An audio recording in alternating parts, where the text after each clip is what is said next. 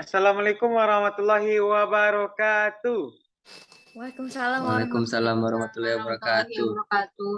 Waalaikumsalam warahmatullahi Nanda wabarakatuh. semua. Baik, Pak. Baik, Baik. Pak. Alhamdulillah. Oke. Bapak apa kabar? Bapak alhamdulillah. Tadi siapa yang nanya tuh? On cam nggak? Sasa, Pak. Ya. Semuanya harus on cam ya. Baik. Sebelum pembelajaran kita mulai, alangkah baiknya kita berdoa menurut kepercayaan masing-masing. Berdoa mulai. Selesai. Oke. Siapa yang tahu pelajaran kita hari ini tentang apa? Ruang lingkup biologi, Pak. Ya, benar.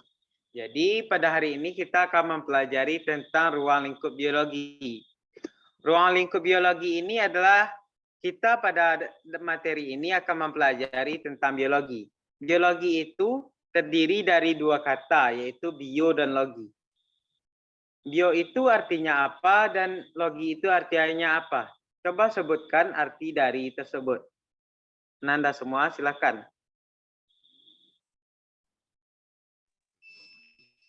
Bio hidup, Pak. Bio hidup. Logos ilmu, Pak.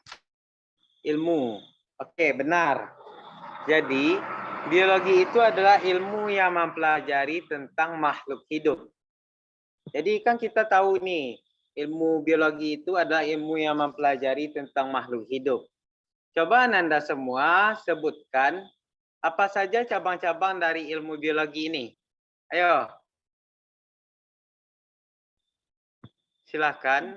Ada yang tahu cabang-cabang dari ilmu biologi? Saya, Pak. menjawab, Pak.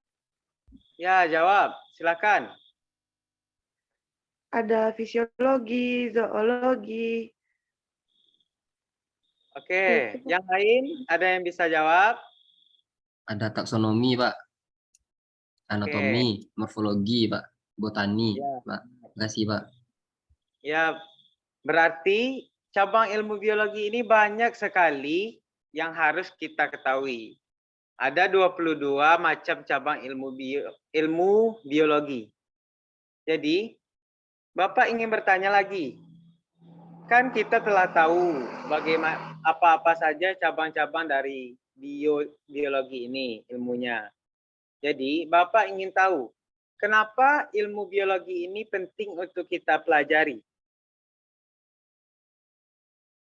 Coba, siapa yang bisa jawab apa alasannya penting untuk kita pelajari?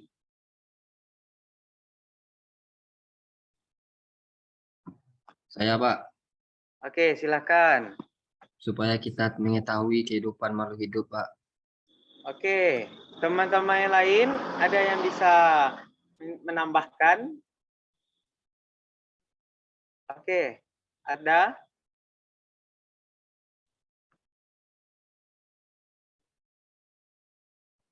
Silakan searching di internet apa pentingnya mempelajari ilmu biologi. Bapak kasih waktu untuk searching di internet, lalu kemukakan pendapatnya.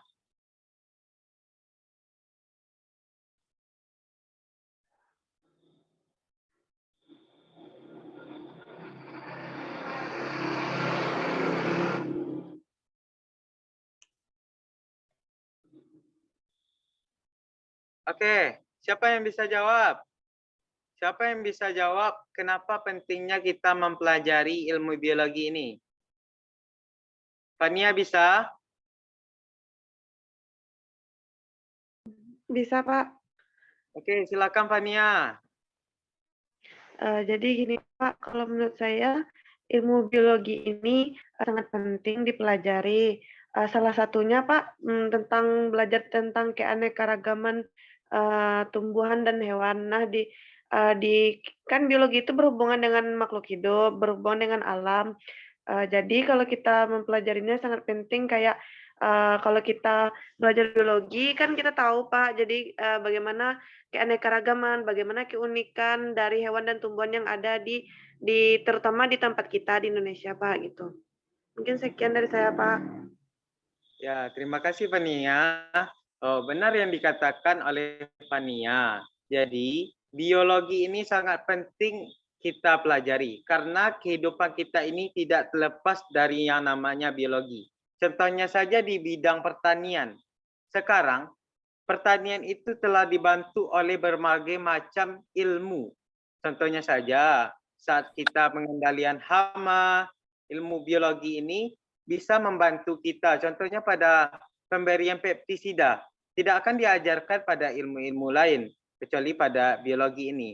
Dan satu lagi, ada pemberian pupuk.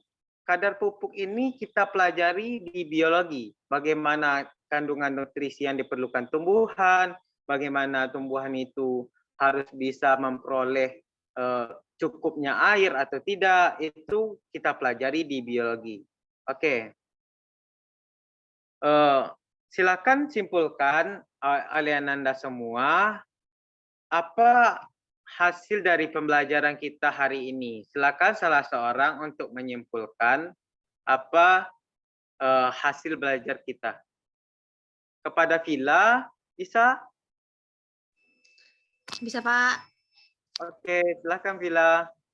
Ya, jadi kesimpulannya pada pelajaran materi hari ini, Pak, mengenai biologi. Jadi biologi itu berasal dari kata bios dan logos yang artinya makhluk hidup dan ilmu, Pak. Jadi mempelajari tentang makhluk hidup.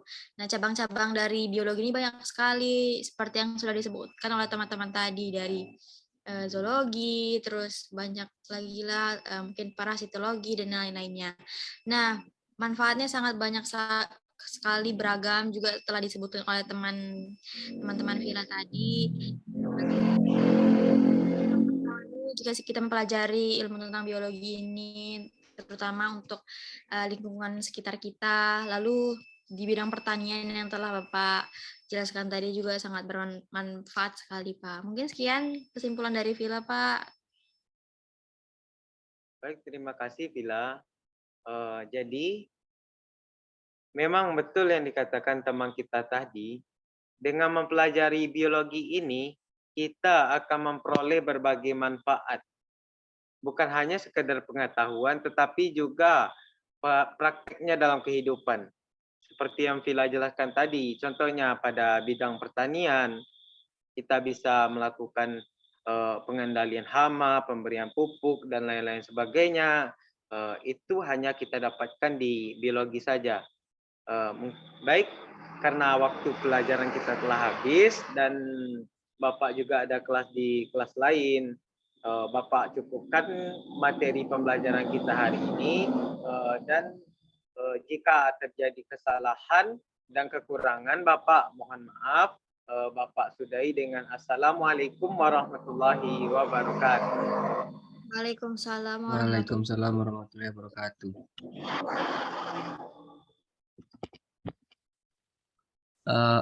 Assalamualaikum warahmatullahi wabarakatuh. Waalaikumsalam warahmatullahi wabarakatuh, Kak. Baiklah, untuk kelas pada hari ini, apakah ada yang tidak hadir, Ketua? Ada, Pak. Apa alasannya, Ketua?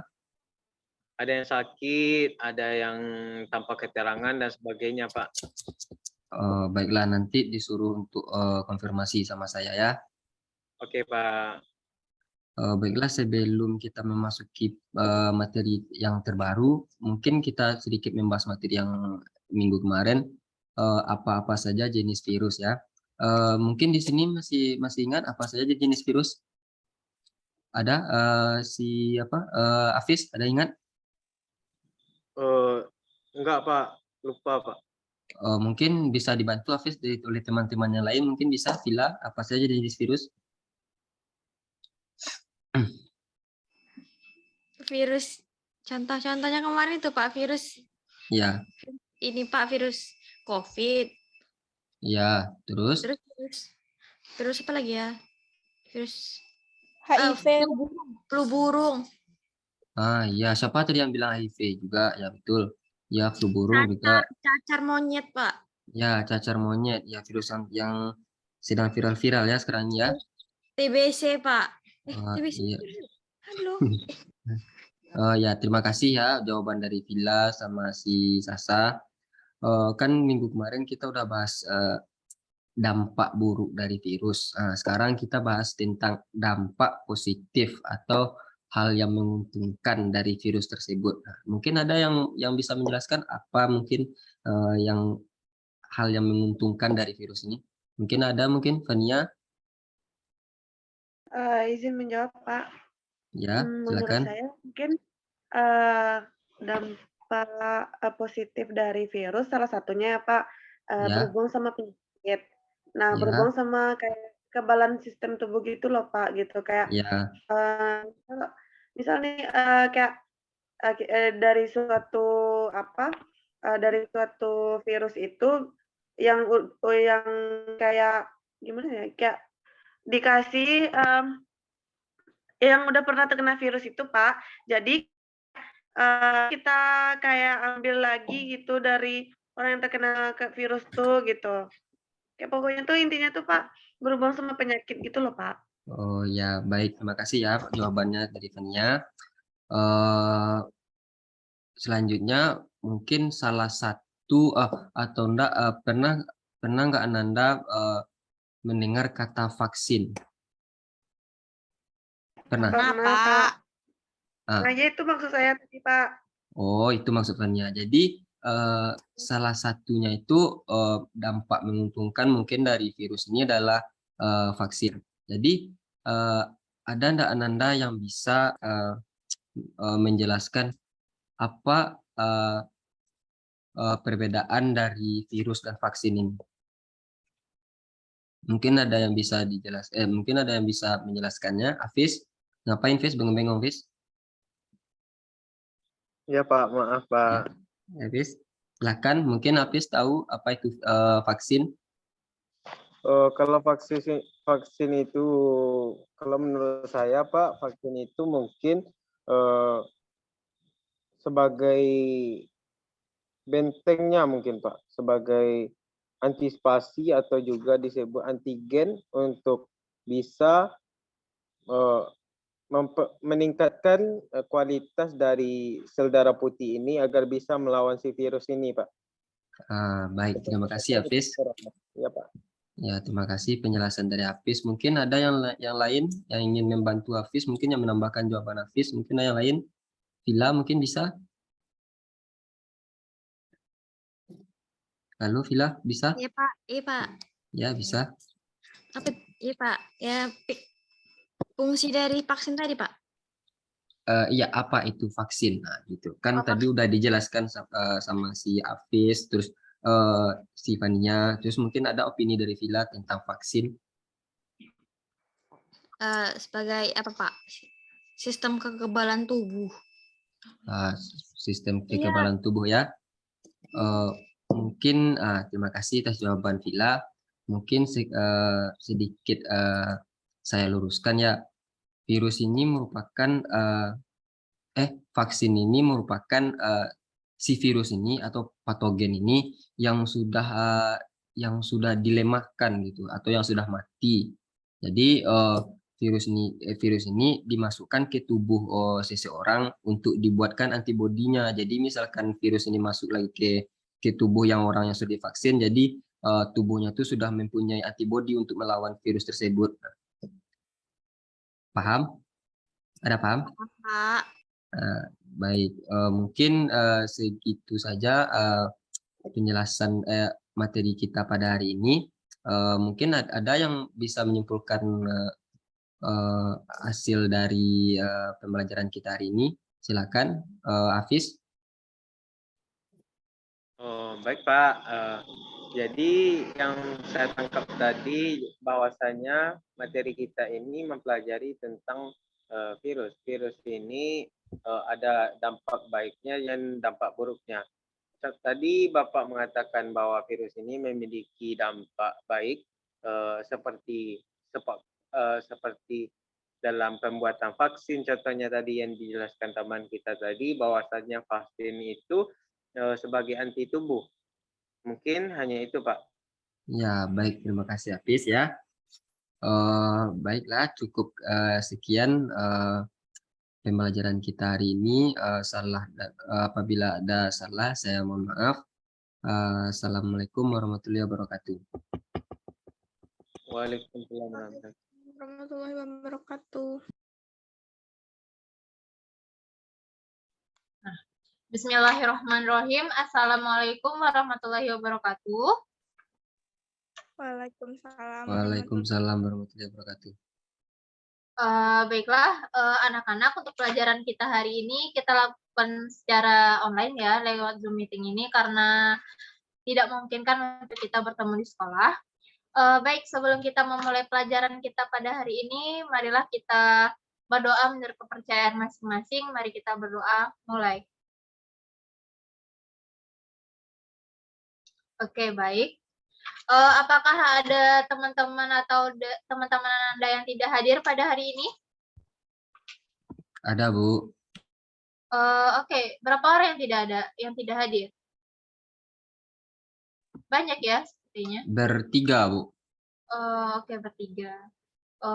Mungkin bagi yang tidak hadir bisa diberitahukan nanti kepada teman-temannya untuk menghadap saya. Nah, oke. Materi kita pada hari ini itu adalah protista. Karena mungkin kita sudah beberapa kali, Ibu sudah beberapa kali mengajarkan materi protista ini, mungkin sekarang kita akan mereview kembali materi-materi kita yang sudah kita pelajari pada minggu-minggu sebelumnya. Nah, dari yang pertama, siapa yang masih ingat protista itu terdiri dari dua kata, yaitu protos dan kritos. Protos yang artinya yang pertama dan kritos itu artinya membuat atau menyusun. Nah, dari dua kata tersebut, siapa yang bisa menyimpulkan atau menyebutkan jadi protista itu apa? Ada yang tahu apa itu protista dari dua kata tersebut tadi? Mungkin Afisyana bisa menyebutkan apa itu protista secara etimologinya?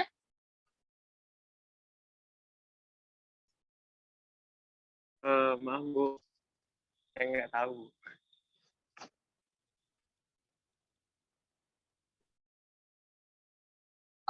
Baik, mungkin tidak ada yang bisa menjawab. Jadi, protista itu secara etimologis itu artinya organisme eukariotik pertama atau yang paling sederhana. Nah, ciri-ciri protista. Ciri-ciri protista secara umum itu, protista itu merupakan makhluk, ada sebagian makhluk uniseluler dan sebagian makhluk multiseluler. Protista itu juga ada yang protista itu merupakan makhluk eukariotik. Nah, eukariotik itu adalah makhluk atau organisme yang memiliki membran inti. Ciri-ciri lain protista itu juga heterotrof. Nah, Ibu mau nanya, apa itu heterotrof? Siapa yang bisa menjelaskan apa itu heterotrof? Fania, coba jelaskan apa itu heterotrof.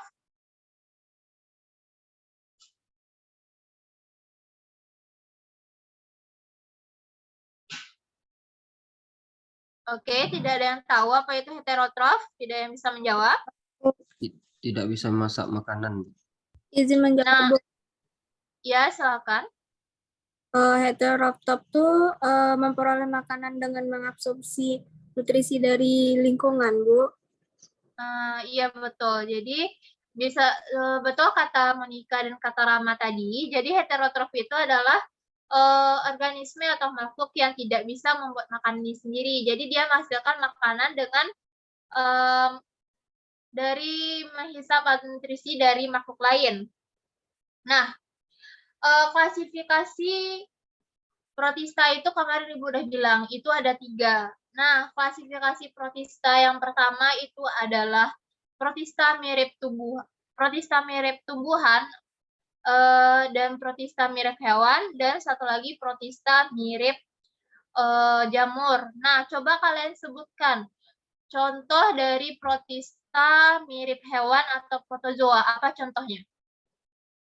Bila bisa sebutkan apa contoh dari protozoa atau protista mirip hewan? Contohnya rhizopoda, Bu. Nah, betul. Rhizopoda atau rhizopoda, salah satu contoh rhizopoda itu juga amuba. Nah, Klasifikasi protista berdasar jadi protista atau protozoa itu juga dibagi lagi menjadi beberapa filum. Itu ada 4, Rhizopoda, Flagellata, Ciliata, dan Sporozoa. Nah, Rhizopoda itu bergerak dengan kaki semu, Flagella itu bergerak dengan bulu cambuk, Ciliata bergerak dengan silia, dan dan sporozoa itu tidak memiliki alat gerak.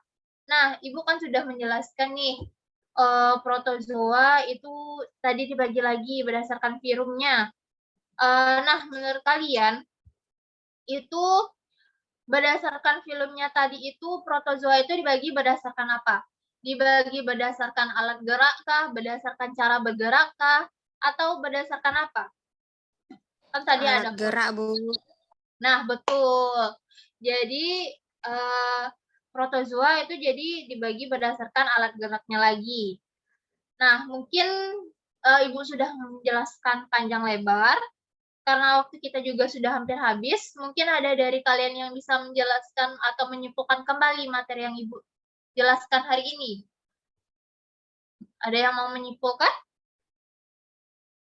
Nur Azizah bisa menyimpulkan materi kita pada pagi hari ini? Baik, Bu.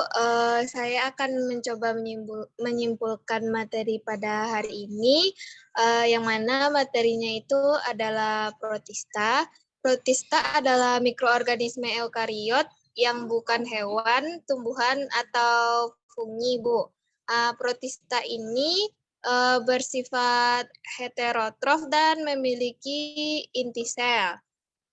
Kemudian protista ini diklasifikasikan menjadi 3, protista berbentuk hewan atau protozoa, protista berbentuk tumbuhan, kemudian protista yang menyerupai fungi, Bu. Mungkin hanya itu kesimpulan dari saya. Ya mungkin itu aja, Bu. Oke, terima kasih Azizah. Yang kesimpulan Azizah tadi sudah benar. Nah, Ibu berharap kalian semua paham materi kita pada pagi hari ini, karena kita sudah mereview materi minggu sebelumnya. Jadi minggu besok itu kita sudah UH. Kalian pelajari lagi materi yang sudah kita pelajari. Nah, minggu besok kita UH pertama. Jadi Ibu harapkan kalian mendapatkan nilai yang bagus ya. Ibu akhiri kelas kita pada pagi hari ini. Assalamualaikum warahmatullahi wabarakatuh. Waalaikumsalam. Waalaikumsalam warahmatullahi wabarakatuh.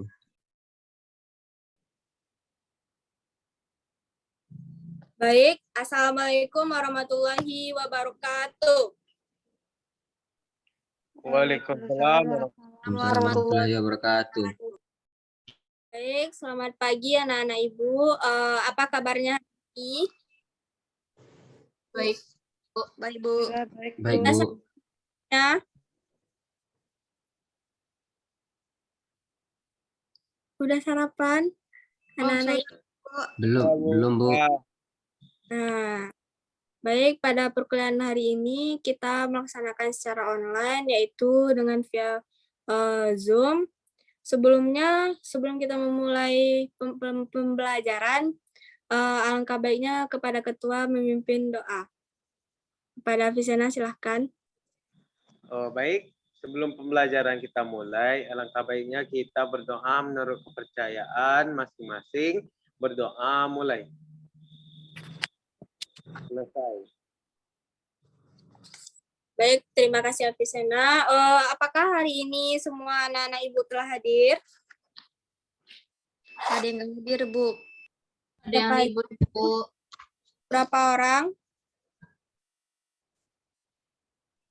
3, Bu. 3. Nah, ya, nantilah kita yang tidak hadir itu tolong memberi keterangannya kepada sekretaris ya.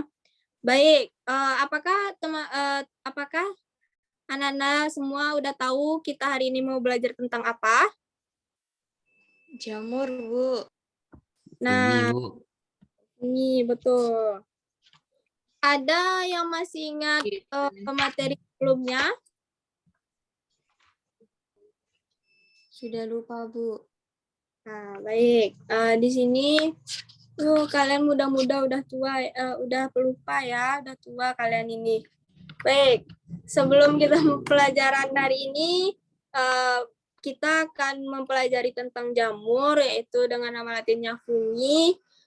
Pada kesempatan hari ini kita mempelajari tentang pengertiannya, reproduksinya, strukturnya, dan alasan-alasan jamur berbeda dengan tumbuhan. Ibu akan sebelum Ibu melanjutkan pada materi selanjutnya, Ibu akan sedikit mereview tentang materi kita sebelumnya. Pada minggu lalu, Ibu sudah pernah bertanya kepada Ananda, ada yang di sini tahu tentang jamur? Apa itu jamur? Boleh, silahkan yang cowok-cowok. Hafiz atau Rahmat? Rahmat, Saya Bu, ya. jamur itu tidak memiliki zat hijau daun Bu. Ya. Terima kasih Rahma. Yang cewek ada yang tahu? Rahma, Nur Aziza, Raisya, Fania. Jamur itu berkembang biak dengan spora, Bu. Contoh jamur, jamur itu bisa kita temui misalnya di tempat-tempat yang lembab, misalnya pohon yang lembab atau batu, misalnya gitu. Nah, betul. Terima kasih ya kepada Rahma dan Rahmat. Nama kalian ini kembar ya? Nah, Ibu akan sedikit meluruskan ya. Jadi, jamur itu dia mirip dengan tumbuhan. Namun, dia memiliki kingdomnya tersendiri, yaitu kingdom fungi. Jamur itu eukariotik, tidak berklorofil seperti yang dikatakan oleh Rahmat. Lalu jamur itu heterotrof dan seperti yang dikatakan oleh Miftahur Rahmat tadi, yaitu jamur ada sporanya. Nah, betul semuanya yang dibilang sama anak-anak Ibu ya. Ibu di sini mau bertanya, di mana kalian biasanya ngelihat jamur itu di mana aja? Ada yang tahu?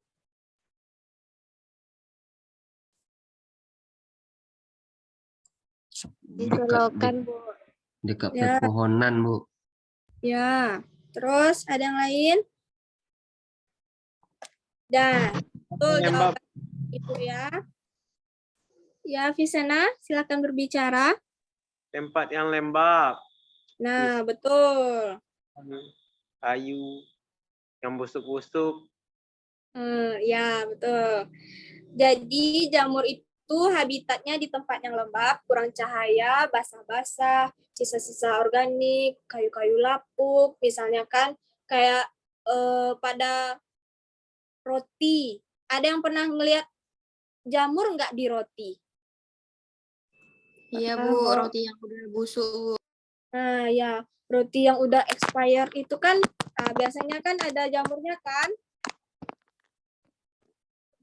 Nah, jadi di sini Ibu akan melanjutkan materi kita pada hari ini. Ibu ingin bertanya, seperti yang kita jelaskan pertama tadi, yaitu jamur itu tidak memiliki klorofil. Ada yang tahu kenapa jamur itu tidak memiliki klorofil, anak-anak Ibu? Tidak, Bu. Nah, di sini Ibu akan menjelaskan tentang alasan kenapa jamur itu berbeda dengan tumbuhan. Yang pertama, tidak berklorofil, karena jamur itu tidak berfotosintesis.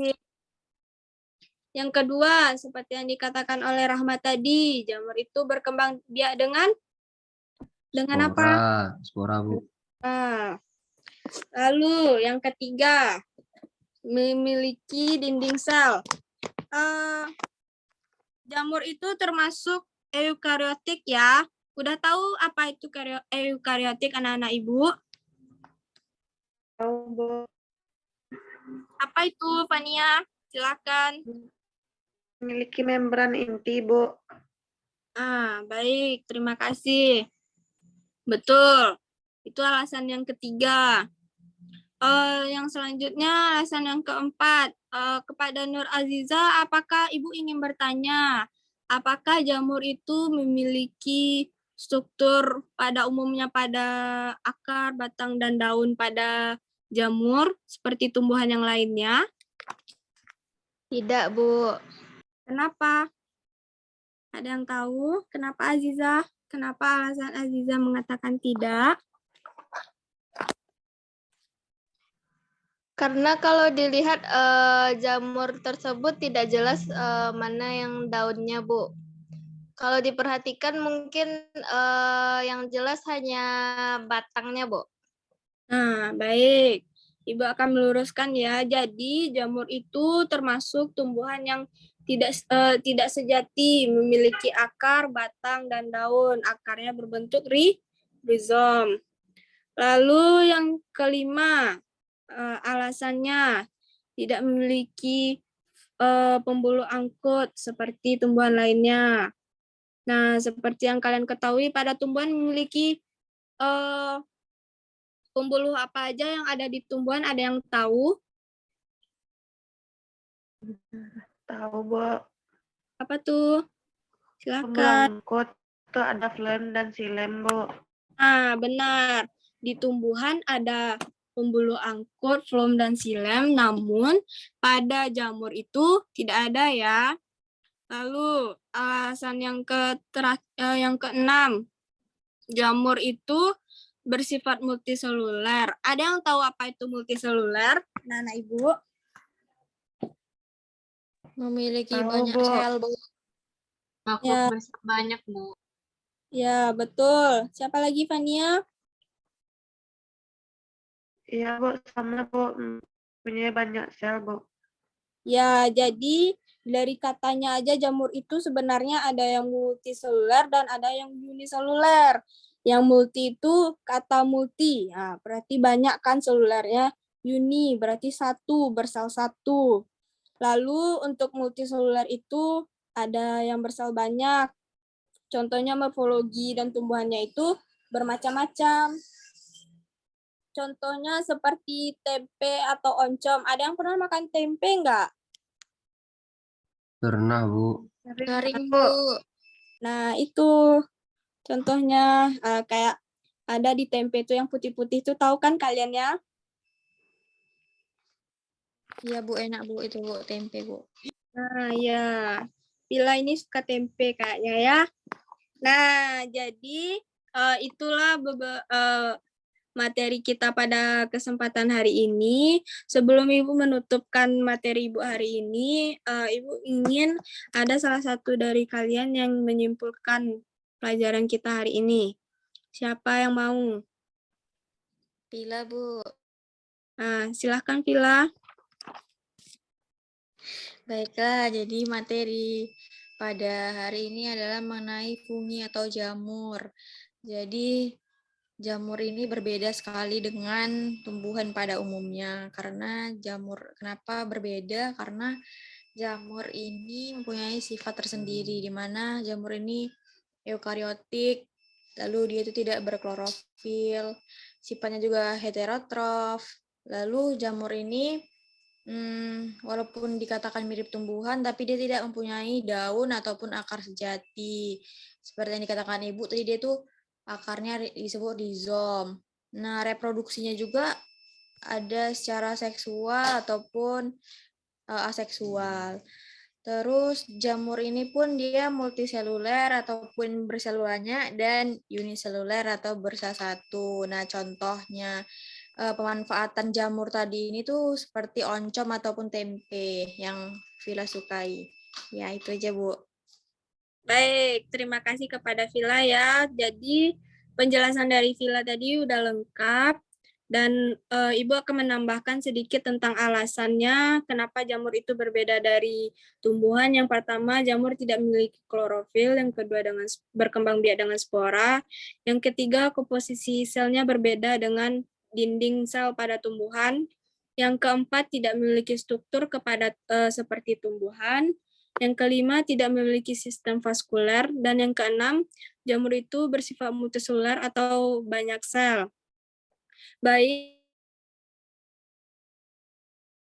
minggu depan kita mungkin sudah masuk kepada klasifikasinya. Ibu akan memberikan tugas kepada kalian secara struktur dan Ibu akan mengirimkan tugasnya melalui WA Group. Mungkin itu saja pembelajaran kita hari ini. Ibu tutup dengan kita bacakan dengan alhamdulillahirrabbilalamin. Ibu tutup dengan wassalamualaikum warahmatullahi wabarakatuh. Waalaikumsalam warahmatullahi wabarakatuh.